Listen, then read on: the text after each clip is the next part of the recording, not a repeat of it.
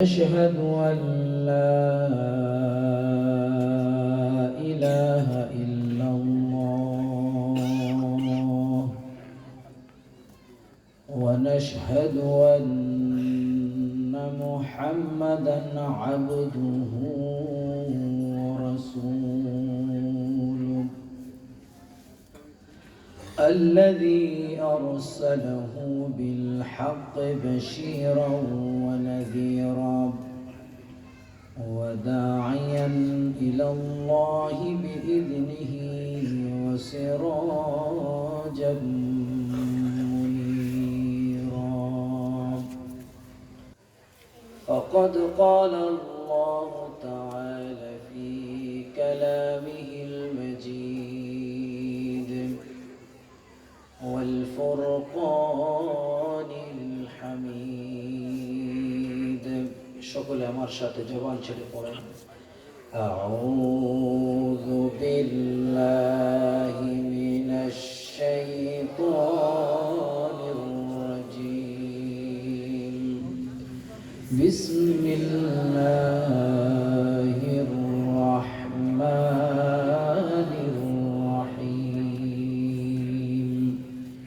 إن الله وملائكته يصلون على النبي يا أيها الذين آمنوا صلوا عليه وسلموا تسليما اللهم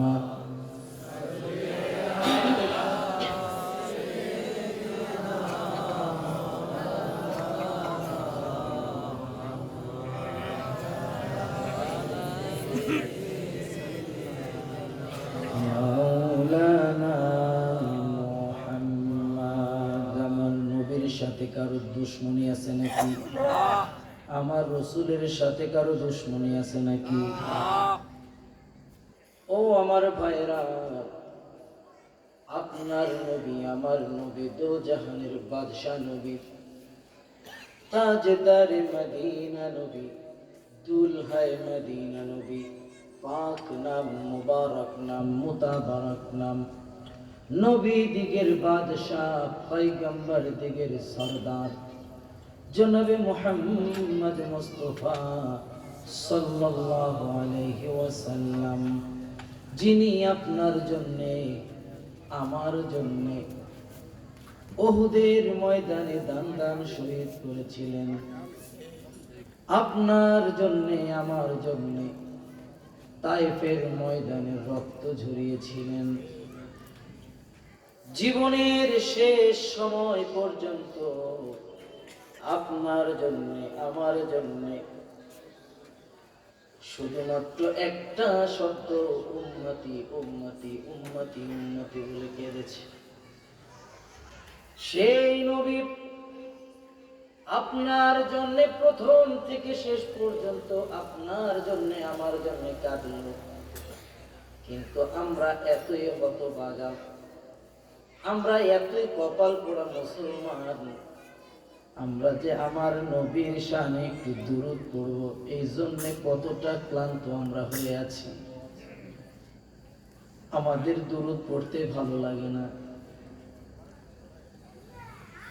দুরূদ পড়বেন মন দিয়ে দুরূদ পড়বেন জবান দিয়ে আপনার নবী আমার নবী বিশ্ব নবী মুহাম্মদ মুস্তাফা সাল্লাল্লাহু আলাইহি ওয়াসাল্লাম বলেন আমার শানে যদি আমার কোন উম্মত একবার দুরূদ পড়ে যদি মন দিয়ে দুরূদ পড়ে আমি কথা দিলাম আমি মুহাম্মদ ইবনে আব্দুল্লাহ আমার ওই উম্মতকে যতক্ষণ পর্যন্ত আল্লাহ জান্নাত না দিবেন ততক্ষণ পর্যন্ত আমি মুহাম্মদ ইবনে আব্দুল্লাহ জান্নাতের ভিতরে প্রবেশ করব না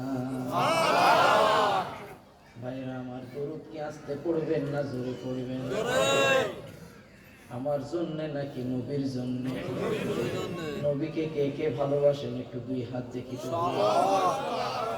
আলহামদুলিল্লাহ হাত নামান এবার দেখা যাবে আমার রসুলকে কে কতটুকু ভালোবাসেন? জবান ছেড়ে সমস্ত ভালোবাসা উজাড় করে দিয়ে রসুলের শানে দুরূদ পড়েন। আল্লাহুম্মা সাল্লি আলা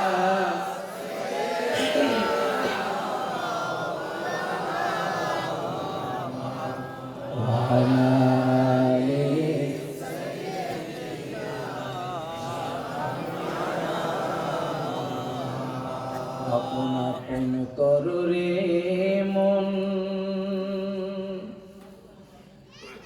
সে তো তোমার আপন নয়, তোমার আপন যিনি তিনি শুয়ে আছেন মদিনায়।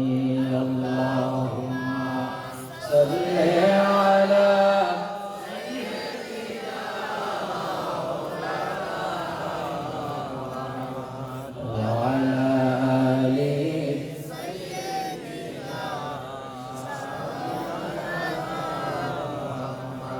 বনের পশু চিনল যারে, চিনল না হাই মানুষ তারে। বনের পশু চিনল যারে, চিনল না হাই মানুষ তারে। আল আহাদের ডাক দিলে তাই, আল আহাদের ডাক দিলে তাই, কাফের বেদিন পাথর মারে। চিনল না হাই মানুষ তারে। আল্লাহুম্মা সাল্লি আলা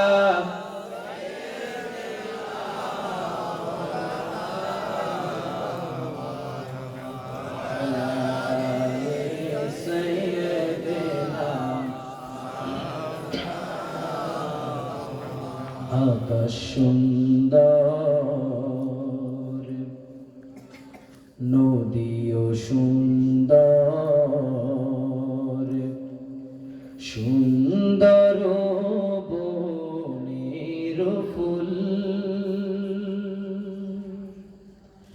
তার চেয়ে সুন্দর আমার, তার চেয়ে সুন্দর আমার প্যারা রাসূল, প্যারা রাসূল, প্যারা রাসূল। আল্লাহুম্মা সাল্লি আলা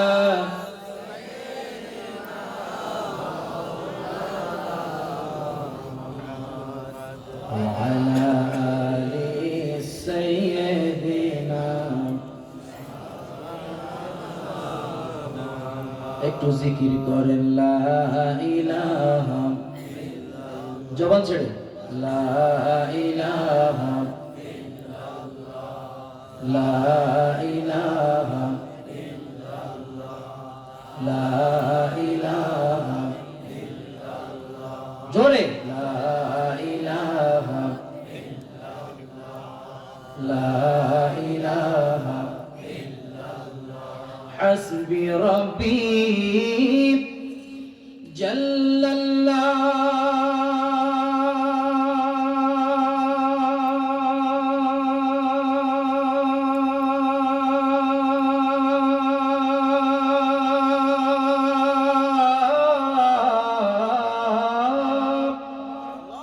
ما في قلبي غير الله، प्यारे मोहम्मद सल्लल्लाहु ला इलाहा इल्लल्लाह, ला इलाहा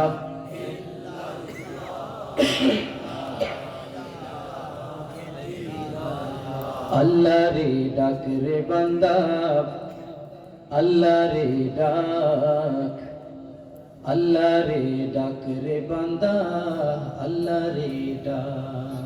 সমস্যা আছে? জবান ছেড়ে বলে সমস্যা আছে? অনেক ঠান্ডা পড়েছে, বেশিক্ষণ রাখবো না, কিন্তু যতক্ষণ থাকবেন ততক্ষণ আমার সাথে কথা বলবেন ইনশাআল্লাহ।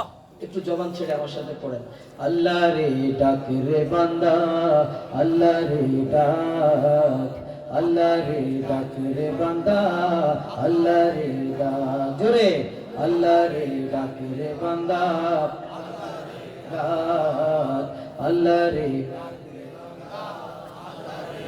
ওই আল্লাহ রে ডাকতে ডাকতে, আল্লাহ রে ডাকতে ডাকতে জীবন চলে যায়। সমস্যা আছে? জীবন গেলে সমস্যা আছে? আল্লাহ রে ডাক রে বান্দা, আল্লাহ রে ডাক, আল্লাহ রে ডাক রে বান্দা, আল্লাহ রে ডাক।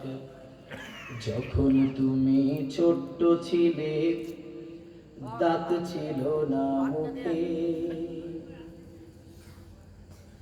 যখন তুমি ছোট্ট ছিলে, দাঁত ছিল না মুখে,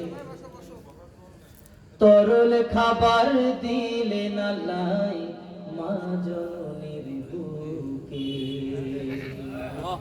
আল্লাহু আকবার বললেন না? জবান ছেড়ে বলেন না? কে আপনাকে খাবার দিল? মায়ের পেটে যখন ছিলেন কে দিল আপনাকে খাবার? জবান ছেড়ে বলেন না, কে দিল? যখন আপনি দুনিয়ায় ভূমিষ্ঠ হলেন, যখন আসলেন, তখন আপনি গোশ খাইতে পারবেন না, আপনাকে দাঁত দেওয়া হয় নাই। আপনি ভাত খেতে পারবেন না, আপনার জিহ্বায় এত শক্তি দেওয়া হয় নাই। কে আপনাকে খাবার দিল? কে খাবার দিল? যখন তুমি ছোট্ট ছিলে, দাঁত ছিল না মুখে, তরল খাবার দিলে না লাই মা জননীর বুকে। সেই আল্লাহ রে ভুইল না রে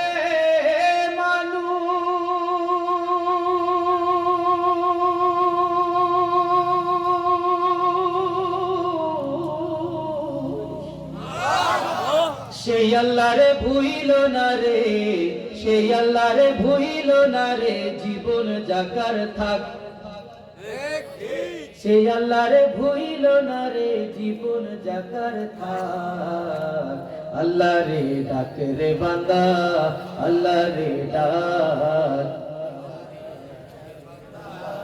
আল্লাহ রে ডাক, আল্লাহ রে ডাক রে বান্দা, আল্লাহ রে ডাক, আল্লাহ রে ডাক রে বান্দা, আল্লাহ রে ডাক। সকলে জবান ছেড়ে পড়ি আলহামদুলিল্লাহ।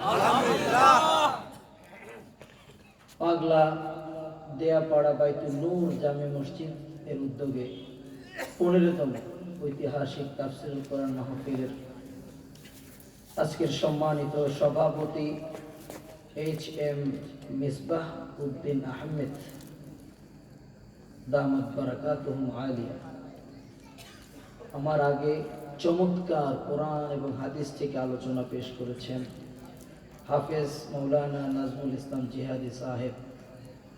স্টেজে উপবিষ্ট ওলামায়ে কেরাম, আমার সামনে উপস্থিত দিনদার ইমানদার নামাজি মুত্তাকিন ভাইয়েরা, পর্দার আড়ালে মা এবং বোনেরা, এই মাইকের আওয়াজ যতটুকুন যাচ্ছে, যার কানে গিয়ে পৌঁছাচ্ছে, সকলকে আমি সালাম জানাচ্ছি। আসসালামু আলাইকুম ওয়া রাহমাতুল্লাহি ওয়া বারাকাতুহু।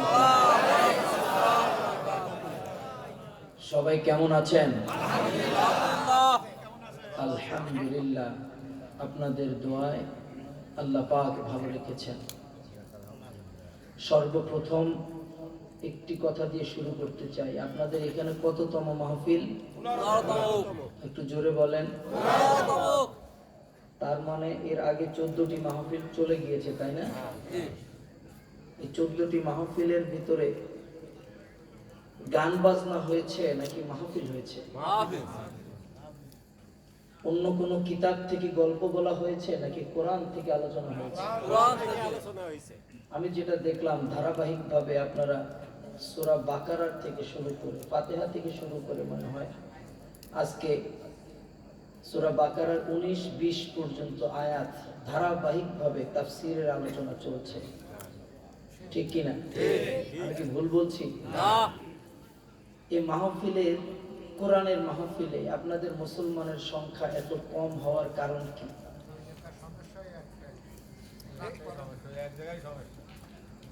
এক জায়গায় সমস্যা। আপনারা কথায় কথায় একটা কথা বলেন বিভিন্ন জায়গায় যে মাদ্রাসার ছাত্রদের উপরে শয়তান বল করে, বলেন না? কথায় কথা বলেন। এবার প্রমাণ দেখেন, যারা মাদ্রাসায় পড়ে তারা কি নিয়ে থাকে? একটু জোরে বলেন, একটু জবান ছেড়ে বলেন। কোরআন নিয়ে থাকে। শয়তানের কাজ কি? ধোঁকা দেওয়া। শয়তানের কাজ কি? ধোঁকা দেওয়া। তা যে মাদ্রাসায় পড়ে তাকেই তো ধোঁকা দিবে শয়তান, নাকি?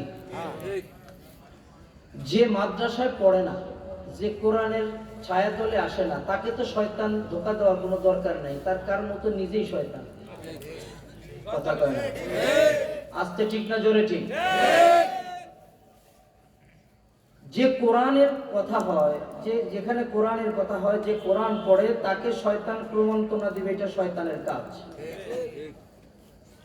আপনার এই মাহফিলের ভিতরে এত চমৎকার একটা প্যান্ডেল, এখানে জান্নাতি মেহমান, আপনারা যারা এসেছেন তারা সবাই জান্নাতি মেহমান। আল্লাহু আকবার, আলহামদুলিল্লাহ, জবান ছেড়ে কোন। অথচ এই 14টা মাহফিল হয়ে গেল, কিন্তু এখানে আমার মনে হয় এইরকমই হয়েছে, এর চেয়ে বেশি হয়েছে বলে মনে হয় না। তাহলে 14 বার মাহফিলের ভিতরে যদি 2 বার হয় তাহলে এটা হিসাবের বাহিরে। এলাকার মানুষ, মুসলমানের সংখ্যা আপনারা এই কয়জনই? আর নাই? আপনারা বললে তো হবে না, নাই? আছে? মুসলমানের সংখ্যা বেশি না সনাতনের সংখ্যা বেশি? মুসলমানের সংখ্যা বেশি। এবার আসেন, সনাতন আছে আমি জানি, আমি শুনেছি পাশে সনাতন ধর্মের লোকেরা আছে। আমি মনে করি এই মাইকের আওয়াজ সনাতনের ভাইরা বোনেরা সবাই শুনতেছে, শুনতেছে না? তারা তাদের ধর্মের কারণে হয়তো এখানে বসার সাহস পাচ্ছে না, বা তারা তাদের নিয়মে নাই, এই জন্য বসতেছে না। কিন্তু আমার মুসলমান ভাইদেরকে কে আটকাইবে? কথা কয় না? আমার মুসলমান ভাইদেরকে কে আটকালো? কোরআনের মাহফিলে তাদেরকে আসতে বাধা কে দিল? এতদিন আপনারা কোন একটা দলের নাম বলেছিলেন, তারা আপনাদেরকে আটকাতো, এখন কে আপনাদেরকে আটকিয়েছে? কোরআনের মাহফিল আপনাদের ময়দানে হচ্ছে, এখনো ঘরের ভিতরে বসে আছেন, বুঝতে হবে আপনাদের ইমানের ভিতরে ভেজাল আছে, ঠিক কিনা?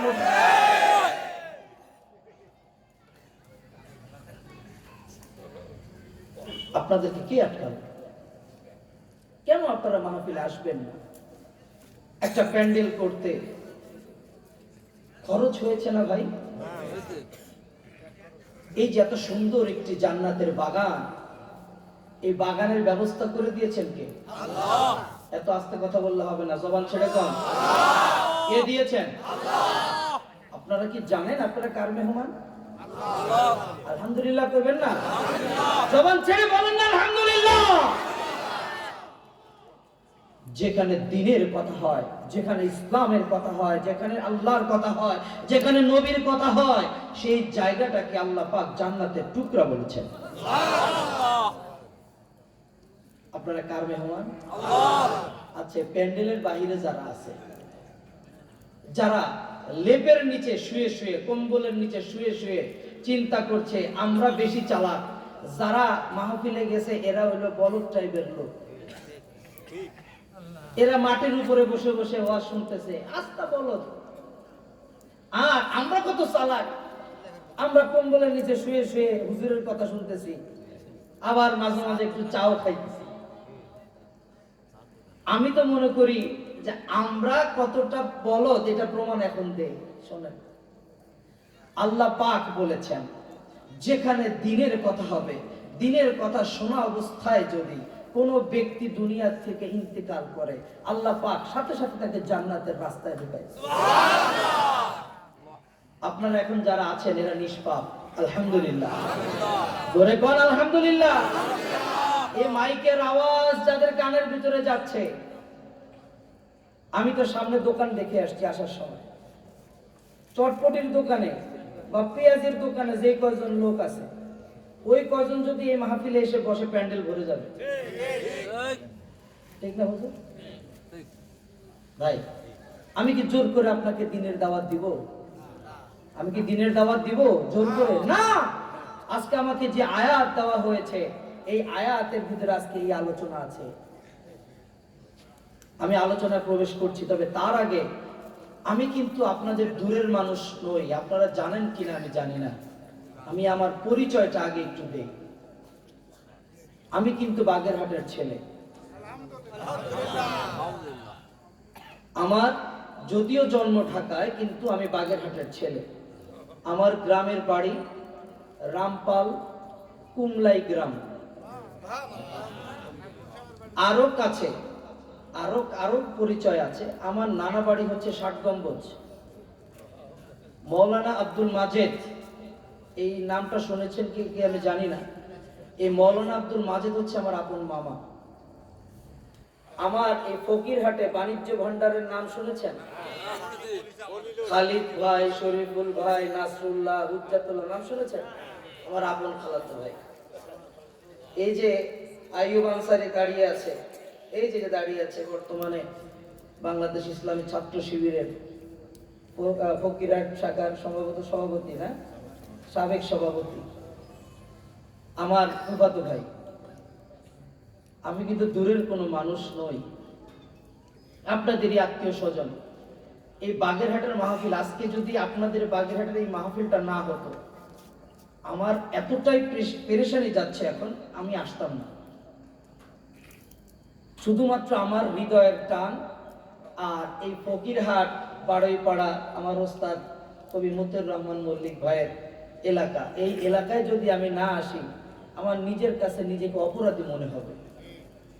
পাশাপাশি আজকে এই যে দিনের দাওয়াত দিতে আসছি, আপনারা এই মাহফিলে কেন আসবেন না ভাই? এই কথাটা নিয়ে আগে আপনাদের সাথে কথা বলতে চাই। আজকে থেকে যেখানে মাহফিল হোক সেখানে আপনারা ছুটে যাবেন ইনশাআল্লাহ। একটু বলেন না ইনশাআল্লাহ। ও ভাই, আপনি ভাত খেয়েছেন, ভালো করে খেয়াল করবেন। আপনি ভাত খেয়েছেন, আপনি দামি দামি খাবার খেয়েছেন, বাথরুমে যাবেন, সব পড়ে যাবে, ঠিক কিনা? একটু জোরে কোন ঠিক কিনা? কিন্তু আপনি যদি কোরআন পড়েন, আপনি যদি হাদিস পড়েন, বিশ্বাস করেন এই কোরআন হাদিস পড়লে, এই কোরআন হাদিসের জ্ঞান আহরণ করলে, শুনলে, এটা কখনো পড়ে যাবে না।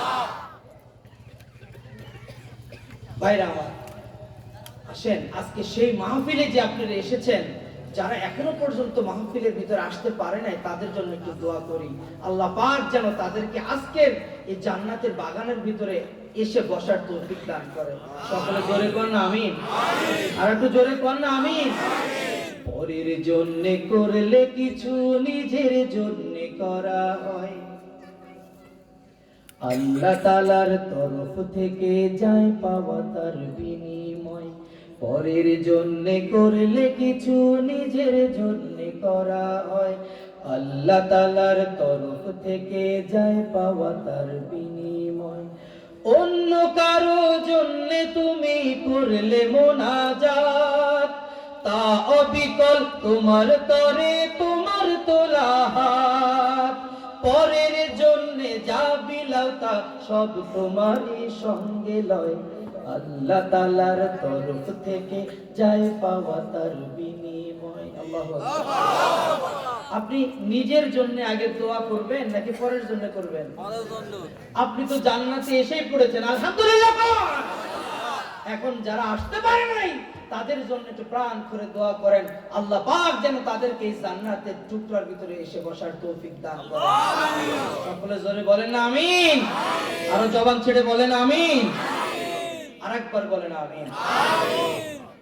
আল্লাহ পাক তাদেরকে কবুল করুক। এই মাইকের আওয়াজ যেই সমস্ত আমার মা আমার বোনদের কানে যাচ্ছে, আপনাদের হাতে ধরি, আপনাদের পায়ে ধরি, এই জান্নাতের বাগানের ভিতরে আগামী বছর থাকবেন এমন কোন নিশ্চয়তা আপনাকে আমাকে কেউ দেয়নি। ওই আল্লাহ পাক আপনাকে নাও রাখতে পারেন, আমাকে নাও রাখতে পারেন। এই সুযোগটা কেউ হাতছাড়া করবেন না। আপনাদের হাতে পায়ে ধরে বলি, বেশিক্ষণ আলোচনা হবে না, ঠিক 11টায় আমি আলোচনা শেষ করে দেব ইনশাআল্লাহ। এতটুকুনের ভিতরে আপনার বাসায় যদি আপনার স্বামী থেকে থাকে, আপনার ভাই থেকে থাকে, আপনার সন্তান থেকে থাকে, দয়া করে আজকের মাহফিলে পাঠিয়ে দেন। আপনার সন্তান, আপনার ভাই, আপনার স্বামী যদি দিনের একটু যদি দাওয়াত নিয়ে যায়, জ্ঞান নিয়ে যায়, এটা আপনিও সওয়াবের ভাগীদার হবেন। আল্লাহ পাক কবুল করুন, সকলে বলেন আমিন। আরো জবান ছেড়ে কোন আমিন। আমরা একটু সকলে আরেকবার বলি আলহামদুলিল্লাহ, আরেকবার বলি আলহামদুলিল্লাহ। ভাইরা আমার, কেন আলহামদুলিল্লাহ বললাম সংক্ষেপ করে বলি। আল্লাহ পাক আমাদেরকে তৈরি করেছেন, আল্লাহ পাক আমাদেরকে সুন্দর করে অবকাঠামো দিয়ে তৈরি করেছেন। এই তৈরির ভিতরে কোনো ভুল আছে? জবান ছেড়ে কোন কোনো ভুল নাই। দেখেন, আমি একটা জাস্ট উদাহরণ দেই, এরপর আলোচনায় ঢুকছি ইনশাআল্লাহ। আমাদের চোখ, আমাদের নাক, আমাদের মুখ একই জায়গায়, তাই না? আল্লাহ পাক যদি আমাদেরকে এই নাকটা এই জায়গায় না দিয়ে যদি পেছনে দিতেন, এই নাকটা যদি পেছনে দিতেন, তাহলে আমরা খাবারটা কিভাবে খাইতাম? আমরা তো নাক দিয়ে খাই না, খাই? আমার কথা কি বুঝতে কষ্ট হচ্ছে? আমরা কি দিয়ে খাই? গাল দিয়ে বা মুখ দিয়ে আমরা খাই। আমি যখন খাবারটা নিচ্ছি, কোথায় নিচ্ছি? মুখে, মুখে নিচ্ছি, নাকে তো নিচ্ছি না। আল্লাহ যদি নাকটা এই জায়গায় না দিয়ে নাকটা যদি পেছনে দিতেন, এই খাবারটা যে নষ্ট নাকি ভালো, এটা বোঝার মতো কোনো ক্ষমতা আমাদের ছিল? খাবারটা আগে এইভাবে নিতে হতো, এরপর হাতটা ঘুরাইয়া নাকের সামনে নিতে হতো, তারপর হাতটা ঘুরাইয়া আইনা মুখের ভিতরে খাবার ঢুকাইতে হতো, ঠিক কিনা? আলহামদুলিল্লাহ বললেন না? এটা জবান ছেড়ে ভাইরা আমার, ওই আল্লাহ রাব্বুল আলামিন এত চমৎকার করে আপনাকে আমাকে তৈরি করলেন, এই তৈরির ভিতরে কোনো ভুল নাই। কোন খাবার যদি আপনি মুখের সামনে নিতে যান, চোখ আপনাকে, রঙিন চোখ আপনাকে বলবে, ওরে মুখ, খাবারটা তাড়াতাড়ি মুখের ভিতরে দাও, মুখের ভিতরে দাও। নাক আপনাকে বলবে, না রে, খবরদার খবরদার, খাবারটা মুখের ভিতরে দিস না, খাবারটা ভালো নয়।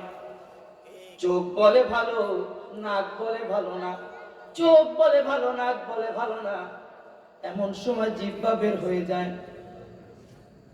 জিহ্বার ভিতরে যখন খাবার দেখ, আমার চোখ আমার নাক যে দ্বন্দ্ব লেগে যায়, চোখ বলে ভালো, নাক বলে খারাপ, চোখ বলে ভালো, নাক বলে খারাপ। ওই খাবারটা যখন আমার জিহ্বার ভিতরে লেগে যায়, ওই জিহ্বা আমাকে প্রকাশ করে দেয়, নাক রে, তোর ধারণা ভুল, চোখ যা বলছে তাই ঠিক।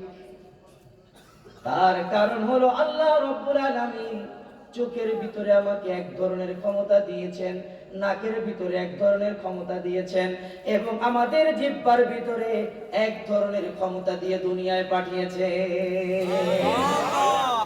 কোনো ভুল আছে? আল্লাহর সৃষ্টির ভিতরে কোনো ভুল আছে? এই যে ধরা অবাক করা রূপসাগরের ঢেউ, কোন শিল্পীর তুলির আঁচড় বলতে পারো কেউ?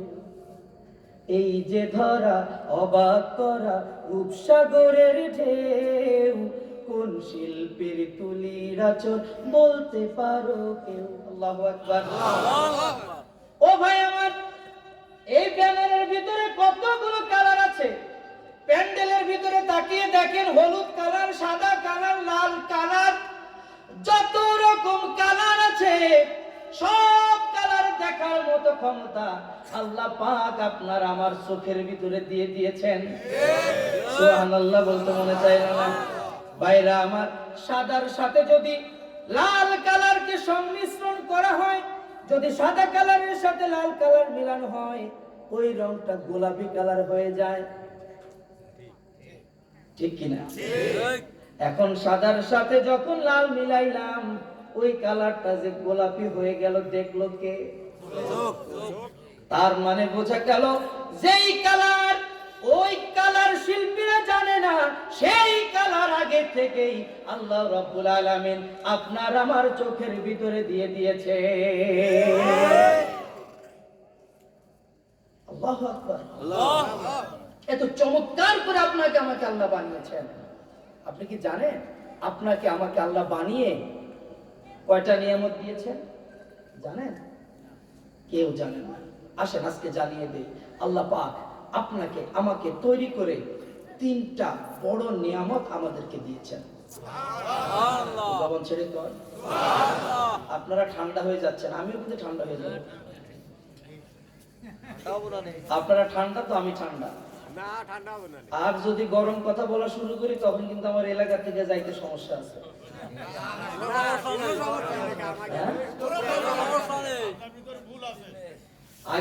আগের থেকে কি কোনো মানে ভয় ছিলেন নাকি আপনারা? ও ভাই শুনেন, আপনারা কিসের ভয় আমাকে দেখাবেন? আমি কিসের ভয় পাবো? আল্লাহ রাব্বুল আলামিন একটা জীবন দিয়ে দুনিয়ায় পাঠিয়েছেন। এই একটা জীবন নিয়ে আল্লাহর পথে যদি নিজের জীবনকে উৎসর্গ করতে পারি, আর জীবনের কোনো প্রয়োজন নেই, ঠিক কিনা মুসলমান? একবার দুনিয়ায় আসছি, একবার দুনিয়া থেকে বিদায় নেব। আমি কার ভয়ে কথা বলবো রে ভাই? এই 15 বছর আমার নাম তো শুধু শুধু জালালি রাখে নাই মানুষ। 15 বছর যেইভাবে কথা বলেছি, আজও সেইভাবেই কথা বলবো ইনশাআল্লাহ। কোন শয়তানকে পরোয়া করে ইসলামী আন্দোলনে নাম দেই নাই। জোরে কোন ঠিক কিনা মুসলমান? এই জীবনটা একমাত্র আল্লাহর দেওয়া দান। এই জীবনটা যদি দিতে হয়, জ্বরে পুরে ঘরে মরতে চাই না, টাইফয়েডে মরতে চাই না, এই অসুস্থতা নিয়ে হাসপাতালের ভিতরে অসুস্থতা অবস্থায় মৃত্যুবরণ করতে চাই না। যদি মরতে হয় তবে জিহাদ করে আল্লাহর রাস্তায় নিজের জীবনকে বিলিয়ে দিয়ে মরতে চাই ইনশাআল্লাহ।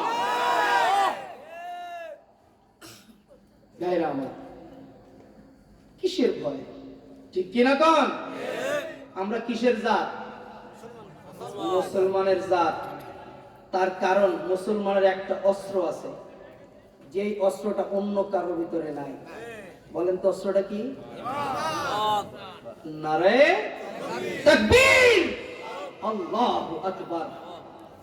যেই নারায়ে তাকবীর আল্লাহু আকবার শুনে আবু জেহেল, আবু লাহাব, উতবা, সাইবা থেকে শুরু করে এখন পর্যন্ত যত তাদের নাতিপুতি আছে সবাই এই তাকবীরকে ভয় পায়।